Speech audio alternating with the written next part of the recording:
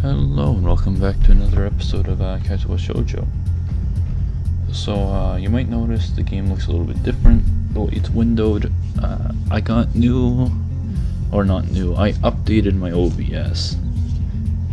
So it's different now, and this is the best way I could find out how to do it. So I hope it's not too much of a bother to you. I don't think it's that much. I don't think it's that bad. No, wait, more importantly, who's in there? There's no club meetings today. She tries to curiously peek past me, even though the door prevents her from seeing anyway. What are you doing here? You took so long that we had to come check what's wrong. That's no good.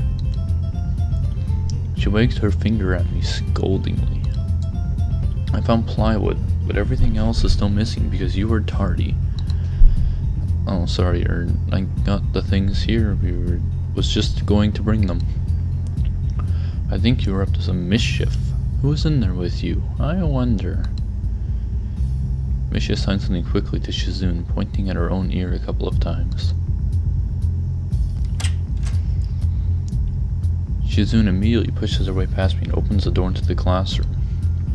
I can only imagine what shock she was experiencing. But Shizune's diligence and attitude, the insolence of daring to deface school property by sleeping on top of it, must be too much to bear. And indeed, she stares at Rin, frozen in place apart from slight but unnoticeable trembling of her shoulders from suppressed rage, I'm sure. Instead of blowing up, Shizune just takes a few deep breaths, adjusts her glasses, and slams the door shut, turning to sign furiously at Misha. Maybe she did blow up, but I just can't understand it. She shoots a very loaded stare at me too, as if it were somehow my fault that Rin is sleeping on one of the tables. I hope she's not getting any funny ideas about the reason of my tardiness. Hello. Rin's voice comes from the other side of the door, and it takes a few eye blinks to realize that she might have trouble opening it. I open the door to find Rin directly behind it, looking at us half-interested, half-sleepy face. Hello. Miss Tezuke, what do you think you were doing? You absolutely are not permitted to use school property for such disgraceful activity. It's sure suddenly very crowded in here. I didn't know I was this popular. It's hard to say whether she's happy or unhappy about this turn of events. At any rate, she ignores Shizune/Misha's scolding, so they have no choice but to drop the issue. Shizune taps Misha's shoulder, points to Rin, and makes quick signs. Popularity aside, please don't do that anymore. Anyway, how's your project going? Will it be done for the festival? Rin looks at them blankly, apparently at ease under the pressure Shizune's cold stare is putting on her. I keep wondering about that myself too.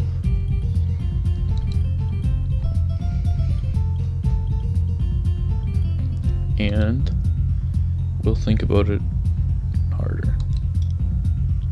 As Misha signs her reply to Shizune, her face turns into an unsatisfied frown. Please try to take this seriously. It'll be a disaster if the wall looks like someone threw up their lunch onto. Rin nods.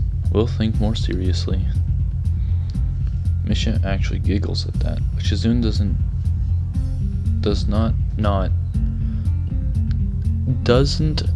even after translation. She just shakes her head, takes the materials from me, and walks off. Oh, whoops, wrong button. Rin frowns thoughtfully as she looks after the retreating student council duo. How rude. It's true though, I must finish my project before the weekend. There will be dire consequences if I don't. The end of the world as we know it. Like weekends usually are, but more dire. Much more dire. Maybe I'll postpone my nap to unforeseen future. I'm about to ask what project she has and what are the apocalyptic consequences, but she walks back into the art classroom. Since you have nothing to do, would you give me a hand? That would have been a nice choice. This paint can doesn't fit into my bag, but I need it. She kicks lightly at a huge can of paint that's lying on the floor next to the table she was sitting and sleeping on. Lets out a dull clang. Being the gentleman I am, I naturally pick it up. Heavy. Yeah, sure, where do you need to take it? Away. And with that, she takes off to the hallway, and the paint can following, since there's no little... yeah. The hallway is quiet and empty now, with the two of them gone, so we too leave towards the stairwell at the other end. Every 10 or 15 or 20 steps I have to change the can from one hand to the other, because the thin handle cuts into my palm. At least it keeps my arms from tiring too fast. Rin strolls on beside me with the uneven pace that I have trouble matching. Maybe I am walking weird because of the extra weight. It seems one of us is constantly walking too slow or too fast, and I can't figure out which. 2 flights of stairs below, trouble appears, in the form of the head nurse and his fox-like grin.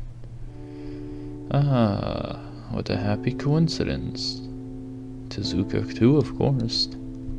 He nods curiously to Rin, who does not acknowledge him back, then turns to me because obviously it's me who had some business with. There's something I forgot to mention on Monday. I nod and wait impassively because I can't even begin to guess what he forgot. The feeling of the handle delving deeper into my skin doesn't make me feel enthusiastic about this interruption either.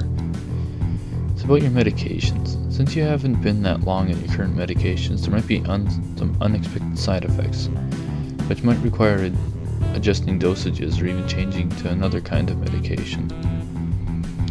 So we will do a few tests regularly, but what I'd want is for you to keep an eye on everything in your condition that feels off, if you get what I mean.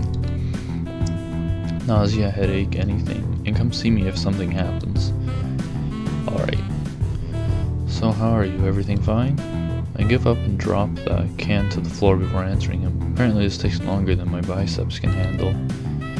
I ought to say something generic as an answer, but then I realize how often I've done that lately. Other people have asked me that too. Students.